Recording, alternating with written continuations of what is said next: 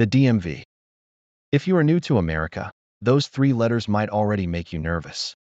And honestly, even Americans find the DMV stressful. Today, I am going to walk you through an entire DMV visit, step by step. Let us get into it. Imagine this. You walk into the DMV for the first time.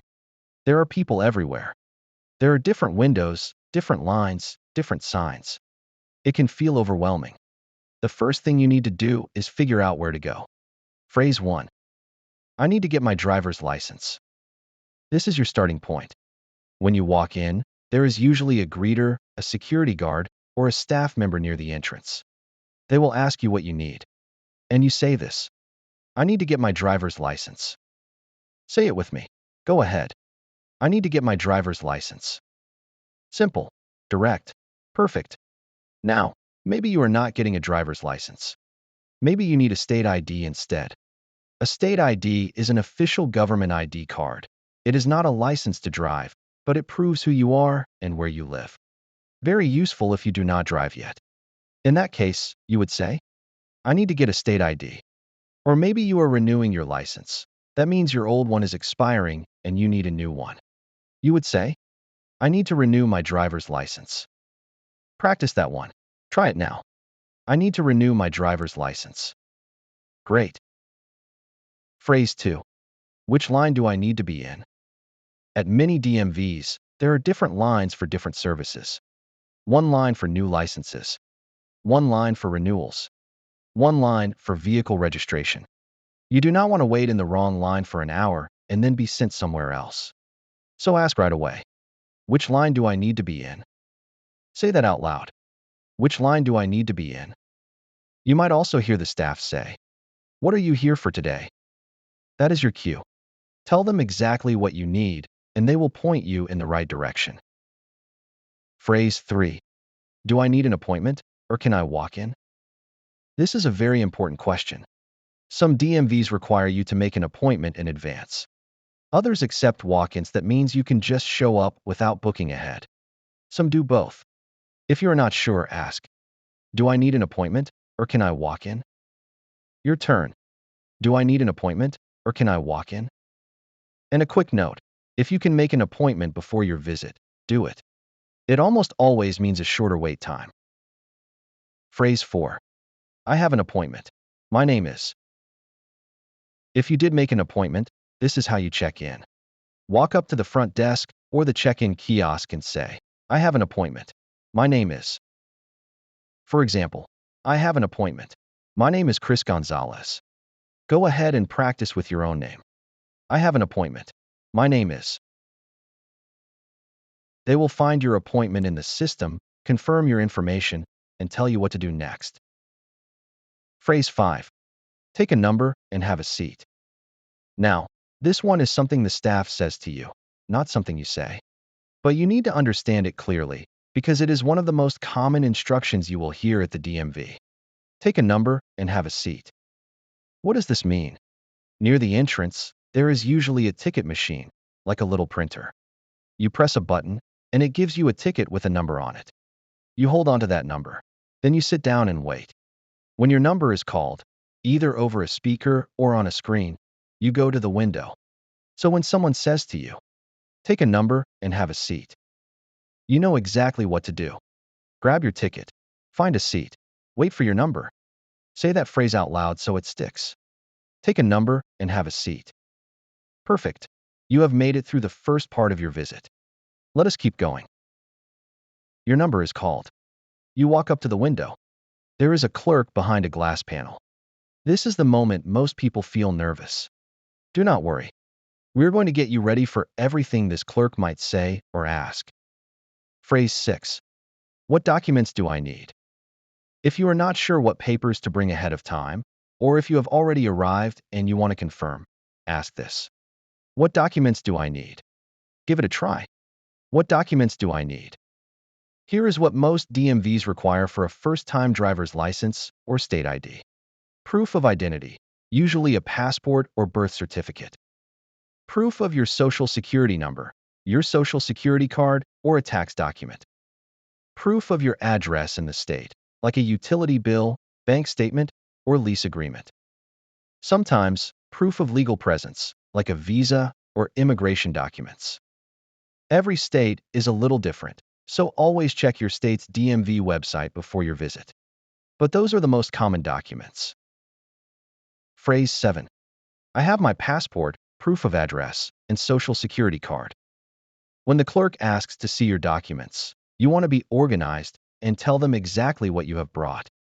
I have my passport, proof of address, and social security card. Say that with me. I have my passport, proof of address, and social security card. Being clear and organized makes the whole process faster. The clerk will look through your documents, confirm they are acceptable, and move you to the next step. Phrase 8. Could you say that again, please? This is one of the most important phrases in this entire video. And honestly, it might be the most important phrase for any immigrant in any situation in America. Sometimes the clerk speaks fast. Sometimes there is background noise. Sometimes you just miss a word. That is completely normal. Do not be embarrassed. Just ask them to repeat. Could you say that again, please? Your turn. Could you say that again, please? This is polite. It is clear. And every professional person you deal with in America, at the DMV, at the bank, at the doctor's office, will be happy to repeat themselves for you. Phrase 9. Could you speak a little more slowly, please? Sometimes it is not just one thing you missed. The person is simply speaking too fast for you to follow. That is okay. Ask for what you need. Could you speak a little more slowly, please? Try it now. Could you speak a little more slowly, please? Notice how polite this sounds. You are not saying, you are talking too fast. You are saying, could you help me by slowing down a little? That is a respectful, professional way to ask. And it works. Phrase 10. Where do I sign? You will almost certainly have to fill out a form at the DMV. And at the end of any form, there is a line where you need to write your signature. If you are not sure where that is, just ask. Where do I sign? Go ahead and say it. Where do I sign? The clerk will point to the line, or they will circle it with a pen. Easy. Phrase 11. Do I need to fill this out in English? If your first language is not English, this is a fair question to ask. Some DMVs have forms in other languages. Some do not. Some have staff members who speak other languages. Do I need to fill this out in English? Say that out loud. Do I need to fill this out in English? If the answer is yes, do not panic. Most of the fields on a DMV form are basic information: your name, your address, your date of birth. You can handle it. In most states, if you are getting your driver's license for the first time, you have to pass a written test. It is also called the knowledge test or the written exam. This test covers road signs, traffic laws, and safe driving rules. Most states have a study guide you can download for free from the DMV website, and the test is available in many languages. Make sure you study before your visit. Let us learn what to say when it is time for the test. Phrase 12. I'm here to take the written test. When you approach the right window or area for the test, you let them know why you are there. I'm here to take the written test. Your turn. I'm here to take the written test. You might also hear it called the knowledge test. Both terms mean the same thing. Phrase 13. Can I use a dictionary? Some people want to know if they are allowed to bring a bilingual dictionary into the test to help understand a question if the English is confusing. The answer varies by state and by DMV location. But you can always ask, can I use a dictionary? Give it a try. Can I use a dictionary? If a dictionary is not allowed, remember, in many states the test is available in your native language. Ask about that option if you need it. Phrase 14. I passed. Let us practice the good news first. I passed. Say that with some energy. Go ahead. I passed. When you pass the knowledge test, the staff will usually confirm your score and tell you what the next step is. At that point, the process moves forward, usually to the vision test, and then getting your photo taken. Phrase 15. I didn't pass. Can I retake the test? Now let us be real. Not everyone passes the first time. And that is okay. It is not the end of the road. I didn't pass. Can I retake the test? Say that out loud. I didn't pass. Can I retake the test? In most states, you can retake the test, but there is usually a waiting period. Some states make you wait 1 day, some make you wait a week, and some charge a small fee to retake it. Ask the staff what the rules are in your state so you know exactly what to do next. Phrase 16. How many questions did I miss? Whether you passed or not, it is a good idea to find out how you did. This helps you study the right areas if you need to retake the test. How many questions did I miss? Try it now. How many questions did I miss?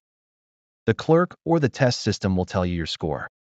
In most states, you need to answer about 80% of the questions correctly to pass. After the knowledge test, you will usually take a quick vision test.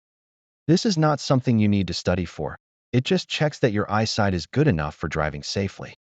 You will look into a machine, and you will be asked to read letters or numbers on a chart. It takes about 2 minutes. Phrase 17. I wear glasses. I wear contact lenses. Before the test starts, if you need corrective lenses to see clearly, say so right away. I wear glasses. Or, I wear contact lenses. Say both of those. Go ahead. I wear glasses. I wear contact lenses. Why does this matter? Because if you need glasses to drive, that information goes on your license. It is called a restriction. Your license will say that you must wear corrective lenses while driving. This is important for your safety and for legal reasons. Phrase 18. I can't read that line. Can we try again? During the vision test, the examiner will ask you to read a line of letters. If the line is blurry or you are not sure, do not just guess. Let them know. I can't read that line. Can we try again? Your turn. I can't read that line. Can we try again? They may adjust the machine or give you another chance. And if your vision does not meet the required standard, the staff will let you know what to do next. Usually that means getting an eye exam from an optometrist before your license can be issued. You passed the knowledge test. You passed the vision test. Now it is time for one of the most memorable parts of the DMV experience. The photo. Your photo will appear on your driver's license or state ID, so the staff will give you specific instructions to make sure it comes out right. Phrase 19. Look straight at the camera. This is what the staff member will say to you. You need to understand it and follow the instruction. Look straight at the camera. This means look directly forward, at the lens of the camera in front of you. Do not look up, down, or to the side. Phrase 20. Please remove your glasses for the photo. Some DMVs ask you to take off your glasses for the photo. Not all of them, but some do. Please remove your glasses for the photo. So when they say this, you take off your glasses, hand them to someone or set them aside, and then look at the camera. Done. Phrase 21. I need you to keep a neutral expression. On a driver's license photo, and on most official ID photos in America, you are not supposed to smile. The staff will tell you this. I need you to keep a neutral expression. A neutral expression means a relaxed face, no big smile, no frown. Just natural. It feels a little strange, but it is the rule for official ID photos in most states. So relax your face, look at the camera, and let them take the shot. Almost done. The last step is paying the fee and understanding what happens next with your license. Phrase 22. What is the fee for this? Getting a driver's license or state ID costs money. The fee varies by state. It can be anywhere from about $20 to $90 or more. Always find out the cost before you go so you can bring the right amount. But if you are not sure, just ask. What is the fee for this? Your turn. What is the fee for this? Phrase 23. Do you accept credit cards, or is it cash only? Most DMVs accept multiple forms of payment: cash, debit cards, credit cards, sometimes even money orders. But some locations are cash only, or they do not accept certain card types. Ask before you hand anything over. Do you accept credit cards, or is it cash only? Say that out loud. Do you accept credit cards, Or is it cash only? This way, you are never caught off guard. Come prepared with some cash, just in case. Phrase 24. Your temporary license will be mailed to you. After you pay, the clerk will hand you some paperwork, and they will say something like this. Your temporary license will be mailed to you. Here is what this means. In many states, you do not get your actual plastic license card the same day. Instead, the DMV mails it to your home address within a few weeks. In the meantime, they give you a temporary paper document or a paper receipt that acts as your license until the real one arrives. Keep it safe. It is your legal proof that you are allowed to drive. Phrase 25. Is there anything else I need to do today? Before you leave, always ask this question. You do not want to get home and realize you forgot a step. Is there anything else I need to do today? Give it a try. Is there anything else I need to do today? A good clerk will appreciate this question. They will either confirm that you are done, or they will catch something that was missed. Either way, you leave confident and fully informed. And that is it. You just walked through an entire DMV visit, from the moment you walked in to the moment you walked out, in English. That is your DMV survival kit right there. 25 phrases. One real situation.